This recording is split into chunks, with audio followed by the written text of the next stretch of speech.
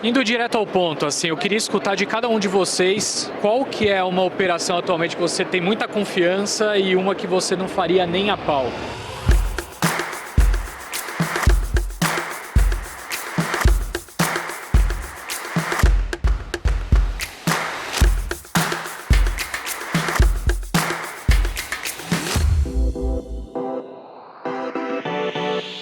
Cara, um setor que a gente gosta bastante nesse ambiente de corte de juros, né, e de desinflação, ou seja, queda de custos, né, é o setor de real estate. Low income, né, mais focado, que tem a proteção do Minha Casa Minha Vida, inclusive esse subsídio foi aumentado, né, a faixa, né, que se enquadra subiu, as empresas estão vendendo super bem, você está com o preço de aço caindo, então a gente gosta bastante desse setor, está bem posicionado nesse setor.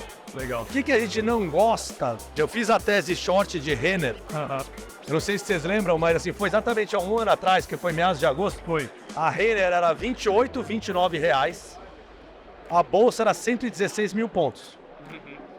A bolsa agora está próximo do mesmo nível, hoje caiu, está aí próximo dos 116 mil pontos. A Renner está 16 reais. Então, quer dizer, o qual funcionou. E uma empresa que a gente não gosta, e aí nesse cenário também de mudança, de fim de JCP, e é uma empresa que se beneficia de vários créditos tributários, e ela está no cenário competitivo mais difícil, tá? É a Ambev. Você tá vendido? Assim como eu estava vendido na Renner, Perfeito. né? E tem um outro lado da Ambev que é o seguinte, ela tem uma exposição grande em Argentina, porque a Ambev comprou a Quilmes, Sim. né, há um bom tempo atrás. Só que a Argentina está nesse processo agora eleitoral e a Argentina tem dois câmbios. Quando a Ambev vai considerar os resultados da subsidiária argentina, ela usa o dólar oficial. Então, se você fazer a tradução correta do resultado, né, e usar o dólar, que seria o dólar paralelo, é um resultado bem menor. Então, você vê que o EBITDA da Ambev é pior, consolidado. Com a eleição, a gente acredita que não vai parar de ter esse dólar paralelo e dólar oficial, blue e oficial. E daí, mas a taxa de câmbio vai convergir muito mais para próximo do dólar paralelo. Vai mostrar também esse impacto negativo no número consolidado. Então, você tem isso da Argentina, questão de JCP, outros créditos tributários, competição, e ela, assim, pode sofrer, sim, a Ambev. Pô, tô animando a comprar, vamos comprar, vamos. Pô, mas vamos comprar as mais defensivas, porque se der errado a gente não se queima. E essas são as bond proxies que chamam, né? As empresas que parecem com uma NTNB. Você consegue fazer conta de sobrevisibilidade, que são as que eu mais gosto hoje. Então, assim, shoppings, tipo Aliança Sonae, eu adoro. Até o Iguatemi eu gosto também. Setor elétrico, Eletrobras, Equatorial, a gente tem alguns professores do setor elétrico, Rumo. São empresas que você faz a conta, né, de Sabesp. Você faz a conta certinho, então hoje bem gordinhas, as taxas estão muito boas. Então essas são as primeiras. Aí tem coisas que a gente gosta, que o ambiente competitivo está melhorando, também micro, foge um pouquinho da história macro, tipo Mercado Livre, tipo Vivara, coisas assim. E aí tem uma outra coisa que volta um pouco pro contexto global, que é, se o mundo não está tão ruim igual a galera estava achando, commodities vai bem, petróleo vai bem, então a gente tem, e China voltando a estimular, então a gente tem posições em petróleo, quase uns 15% do fundo, e a gente comprou recentemente Vale, com mais uns 5, 6% do fundo. Então é isso, uma carteira super, tem mais ou menos 50% de teses defensivas, que eu acho que vão super bem nesse ambiente de corte de juros, uns 30% de atacante, Meli, Totos, compensando com 20% de commodities, que é uma dinâmica mais global. Você é uma referência de investimento no setor de varejo, alimentício ou não, mas enfim. A gente está passando por um momento em que, pelo menos o mercado financeiro está bem desconfiado com o setor. Dado o contexto macroeconômico, o que você está enxergando atualmente para o setor? Olha, considerando isso o varejo como uma indústria, a indústria do varejo, tá? O mercado não está valorizando muito a nossa indústria nesse momento, certo? Quer dizer, são ondas. Com o online, com o e-commerce que veio, tá? Com o digital. Como o varejo ainda não está assim, completamente no digital, quer dizer, o mercado olha para a gente com um pouco mais, mas de desconfiança, olhando assim quase como se a gente fosse uma coisa do passado, tá certo? Não é assim, não é assim. Nós estamos hoje no Carrefour, somos investidores no Carrefour, eu estou no conselho aqui no Global, nós somos investidores tanto aqui quanto no Global, quantidade de coisas que nós estamos fazendo exatamente naquilo que é update, que é aquilo que é, vamos dizer, que é o momento atual, é muito grande, tá? Usando a inteligência artificial, procurando conhecer, fazendo coisas customizadas para os clientes. Tudo isso está lá quando você olhar. Quanto tem de digital por trás disso, é muita coisa. E a gente está fazendo, eu acho que são ondas, vamos chegar ao momento, o mercado vai descobrir o que nós estamos fazendo e vai dizer, opa, esses caras merecem atenção. Então é um pouco isso. Tá na hora de comprar. Olha, eu diria que sim, tá certo? Eu diria que sim, tá? Acho que todos os setores cíclicos domésticos se beneficiam, seja pela parte de lucros, pela redução da taxa de desconto. Acho que, assim, e-commerce está mais desafiador, você tem lá um Mercado Livre dominando fortemente. Assim, vestuário, as que estão, né? A gente volta àquele tema antigo, mas é verdade, ainda a alta renda está performando muito bem. Você tem players, o Avivara, o Varejo, estão nadando de braçada nesse segmento. Eu acho que shoppings estão muito descontados ainda, você tem shoppings muito bons, que estão muito descontados. E setor de infraestrutura, a gente tem que olhar. Porque tem cavalos muito bons aí, muito descontados, com uma TIR excelente olhando para frente. Um ativo que vale a pena ter na carteira agora. A gente gosta de meta, né? Por coincidência, talvez que a gente falou, também a gente gostava disso. Continuamos gostando, já entramos, já saímos, mas agora a gente está de novo lá. A gente acha que vai ter uns triggers positivos. Tem outras ações de tecnologia que já subiram, mas a gente acha que ainda devem continuar subindo. E que a gente não deveria ter de jeito nenhum. A gente não está gostando muito de Europa agora. Assim. Em geral, a Europa, a inflação ainda está alta lá, ainda está aumentando os juros. Meio que estruturalmente, né, se a economia vai desacelerar, eles sofrem um pouco com isso. Então acho que é um lugar que a gente não está muito envolvido agora. Eu acho que do lado negativo é a Europa, aquilo que o Pedro falou mesmo, a inflação ainda está muito resistente, né, a economia está desacelerando mais forte, a Alemanha já está em recessão. Então acho que a Europa não me parece ser uma geografia assim, muito interessante nesse momento. Tá? Na parte positiva, eu acho que a América Latina ainda continua tendo atraente, de certa forma. O México é semelhante ao Brasil sem esse problema fiscal. Então me parece que quem quiser ficar aqui perto dessa geografia, eu acho que o México pode ser uma opção boa para avaliar e ter na carteira. O Brasil sempre tem muitos ruídos, sempre é muito desafiador, né, a lidar com a economia brasileira. Mas eu acho que assim, as pautas que têm avançado hoje são pautas positivas. Então, avançou com o arcabouço fiscal. O que a gente precisa fazer é ter uma discussão madura para manter esse arcabouço e manter credibilidade.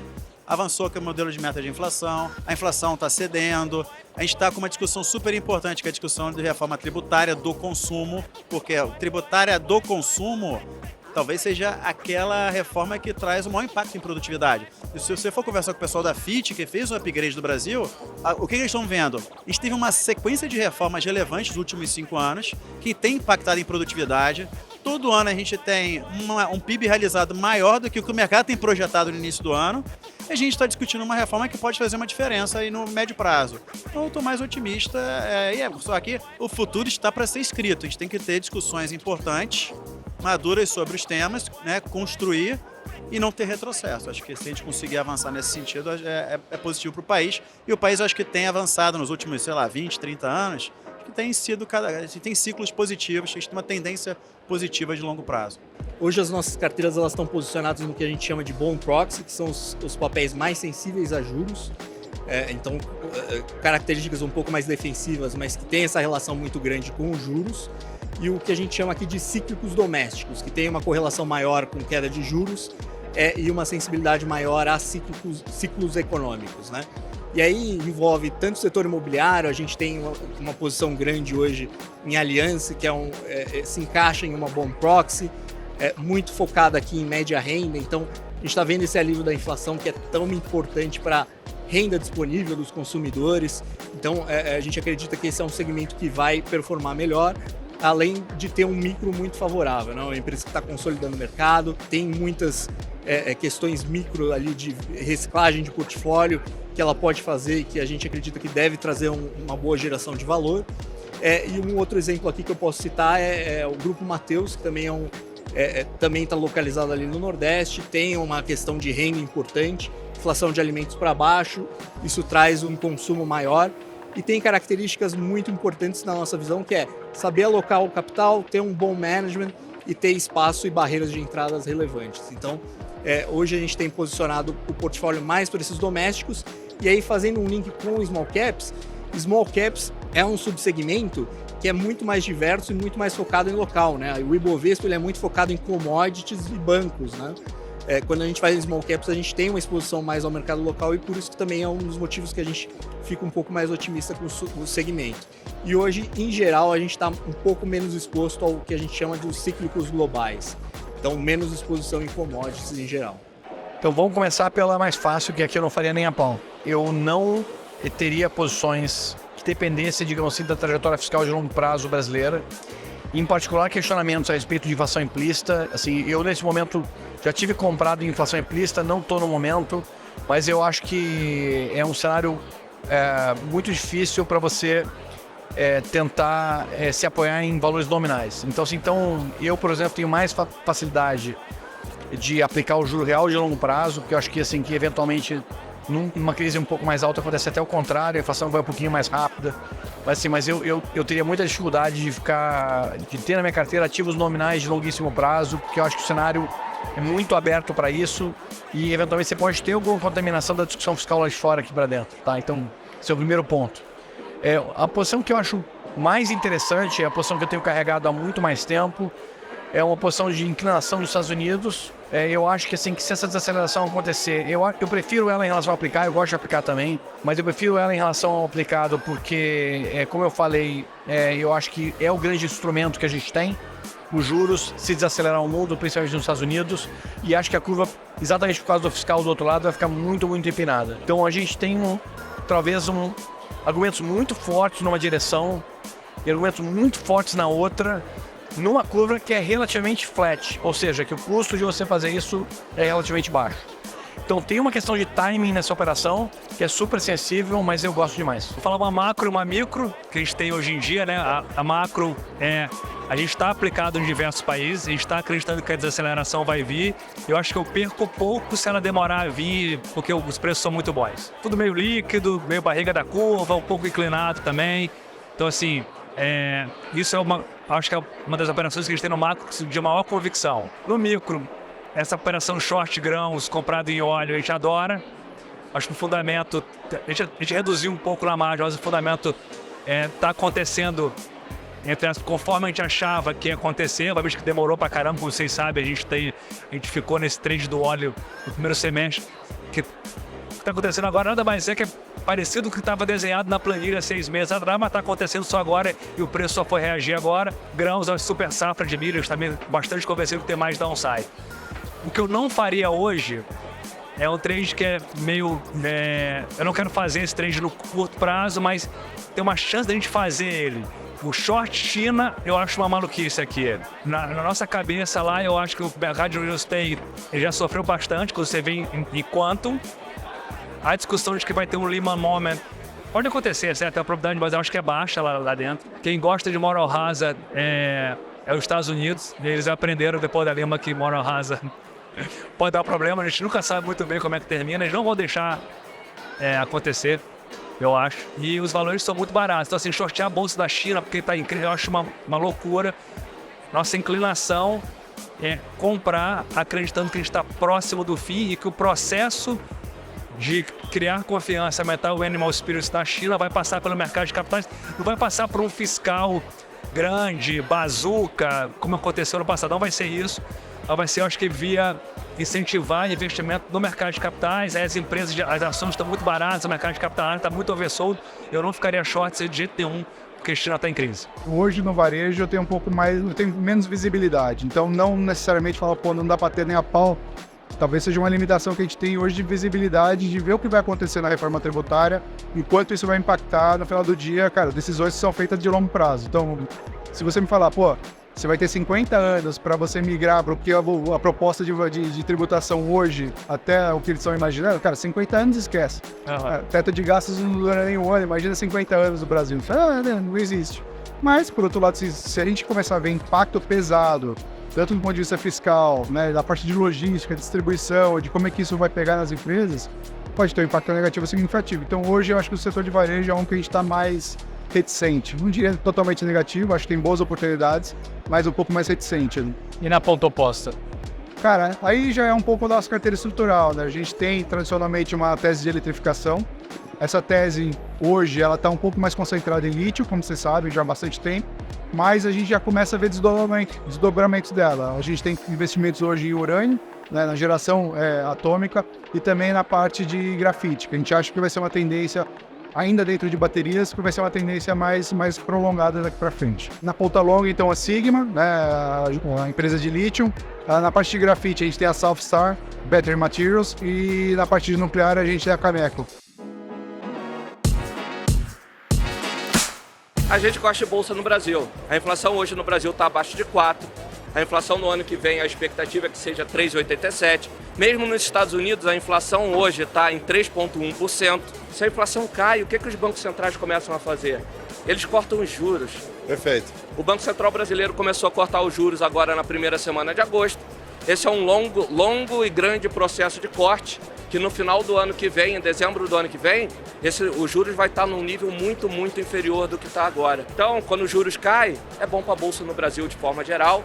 Tem alguns setores que são mais beneficiados pela queda dos juros. A gente, na Dália, a gente está focando nesses setores mais no momento. A gente já falou algumas vezes, mas a gente segue gostando de Iguatemi. Iguatemi é muito barato, ele tem uma série de vantagens competitivas, se beneficia dos juros baixos. Com o passar do tempo, ele vai gerando outras coisas que adicionam valor ao business. Então, Iguatemi é uma. Você adicionaria outra, Gerai? A gente tem várias teses lá que são muito interessantes. A gente gosta muito do setor de energia elétrica, por exemplo, que negocia aí uma taxa de retorno acima de 10% em termos reais. Tem algumas commodities que a gente falou um pouco aqui. A gente gosta de petróleo, gosta de minério de ferro. Aí gosta muito do setor financeiro, né? Esse evento aqui eu acho que é a maior prova disso. Um dos papéis que é mais beneficiado pela queda dos juros acaba sendo aqui a própria XP. Você vê claramente na energia aqui que quando o bear market começa a ir embora, a energia aqui sobe, né? Então, você tá pulsando. Qual que você não faria nem a pau Era agora, isso que eu ia Zé? falar. Não dá para apostar contra o Brasil. O Benchimol, recentemente, ele falou um negócio que a gente concorda, que acho que resume muito o que a gente está conversando aqui. O Benchimol, ele pegou e falou, quem apostar contra o Brasil vai perder. Eu acho que é isso que não dá para fazer nesse momento de jeito nenhum.